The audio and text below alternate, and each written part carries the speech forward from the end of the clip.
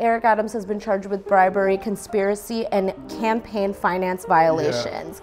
Yeah. Why doesn't he resign? Because of ego. You know, a lot of politicians have big egos. Yum! Thank you guys for lunch.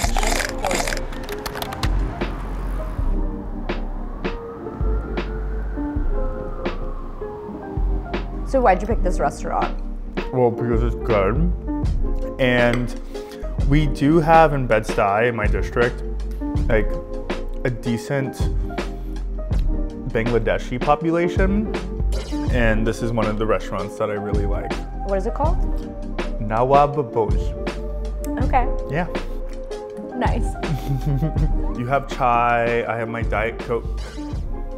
Diet Pepsi is in, but enjoying a Diet Is Coke. it? Yeah, Addison Rae. So talk to me about housing. How can we make housing more affordable for young people? Yes, we need more rent regulations and rent stabilization. Yes, we need to ban forced broker fees that tenants have to pay. And yes, we also need to build more housing, right?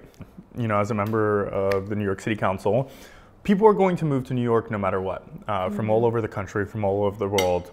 It's the best city in the world. And because of that, there's an influx of newcomers competing for the same housing that people who grew up here, people who have lived here for 10 years are also competing for. When we don't have enough housing stock, rents go up. We need to increase our supply. That's something I've been a huge advocate for in the city council. But we also need stronger tenant protections. We need to prevent tenants from paying unnecessary fees when it comes to moving into new homes. Would love to see more rent stabilized units within the city of New York. What are you doing about it? I have a bill in the city council. It is this close to getting passed that would ban forced broker fees. So 9 times out of 10, when you're a tenant looking for housing in New York City, you find an apartment on your own, through word of mouth or from a friend. You show up to the lease signing and you have to pay this broker fee ranging from 15 to 30% of your annual rent just to move in when you've never even met the broker, right? And these landlords are hiring brokers who are doing work for the landlords and then having tenants pay the fee.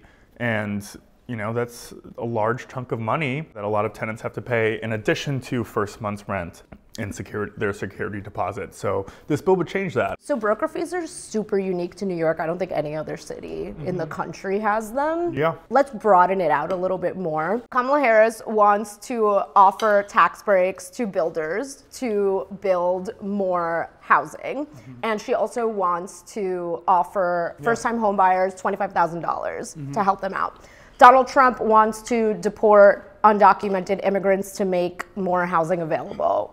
What do you think about both of these plans? Vice President Harris' plan for housing is a better one. You know, Donald Trump hasn't even spoken into detail about what mass deportations will look like, as we've seen in the last debate. You know, I completely agree with Vice President Harris and her plan to increase our supply, right? It goes back to what I was saying in terms of, you know, it's a supply and demand issue. And her pushing for increasing, I think they want to build like 3 million new homes, is an excellent plan because people need to live in those homes. Do you want to get into some rapid fire questions? Absolutely, yeah. Great. What happens when the doors close at the Met Gala? Dinner and pictures, performances, Lizzo. What does Ice Spice smell like? Munchkins from Dunkin' Donuts. Oh my God, that's such a good answer. Okay. How many rats do you see on your daily commute? Usually, like recently, 0. Oh, really? 1 or 2. Oh. Do you want to edit your answer again? 1 or 2. I've seen a decline. Do you guys talk about rats like a lot in the city council? Yeah, we talk. I mean, we get a call about rats at least every day in my office. So. Oh wow. Yeah, a lot of rat stuff, and we just passed a bill 2 weeks ago that we're now going to distribute rat birth control. This birth control is going to be something that they eat and doesn't kill them. It just prevents them from having babies again. Because one female rat can have 20 babies in 1 year and then have more babies again. So Eric Adams has been charged with bribery, conspiracy, and campaign finance violations. Can you tell me what is going on at City Hall amid all of this? It's a bit chaotic, you know. There were multiple resignations already this week from his admin. He's trying to play it cool when he really should resign, right? Why doesn't he resign? Because of ego. You know, a lot of politicians have big egos. Can I take your napkin? Absolutely. I have more bones in my mouth. And because of him dealing with all of this, regardless of if he's guilty or not, it's all a distraction of the work that needs to get done within the city, especially from our mayor. The council's, doing our best to keep the people of New York, or at least provide the people of New York with some level of leadership, but we need that balance of leadership from this mayoral administration, and it's been lacking. There's like an update every single day about someone resigning from his administration, and it's unfortunate to see, and it's unfortunate to see that he is just completely headstrong on not stepping aside and letting the city have a leader that it deserves. So what are you doing to overcome this? What we've always been doing, right? Every call that comes into the office, my office, is a call that we pick up and that we tell our constituents, how can we help? I am still focused on passing bills. I'm still focused on, approving different housing developments within my district. I'm doing the same job that I've always been doing. Now it's just only a bit difficult in terms of who to call higher up when there is a problem that's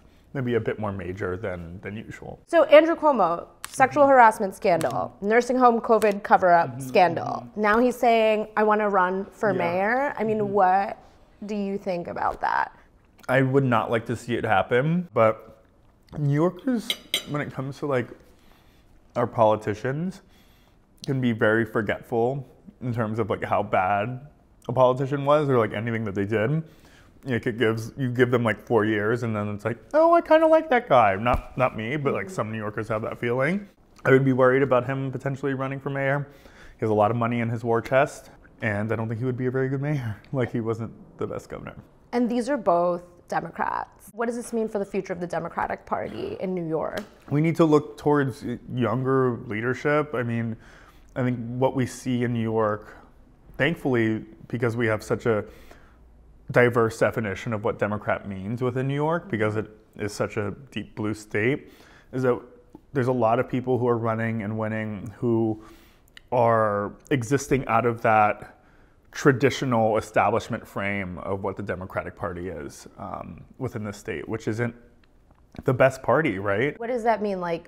People are moving more to the left? I mean, they're more to the left, they're more progressive, and they're running these grassroots campaigns with grassroots ideals that, in my opinion, actually work for the people, or the majority of people who live within our city and state. I know that a lot of older Democrats are worried that we're moving too far left, or younger Democrats are moving too far left. What do you have to say to that? It's change, and change is inevitable. 40% of our electorate is Gen Z and millennials. So, in 5 to 10 years, we'll be a majority of this party, and, parties shift in terms of their ideals and values. Did you enjoy your food? I did. Okay, that's it. What is it called? The Bed-Stuy Aquarium. Yeah. Is it still going on? Yeah, we actually have an interview with New York Magazine this afternoon about it. Wow. I don't even know what to say about it. It's nice. You're here it is.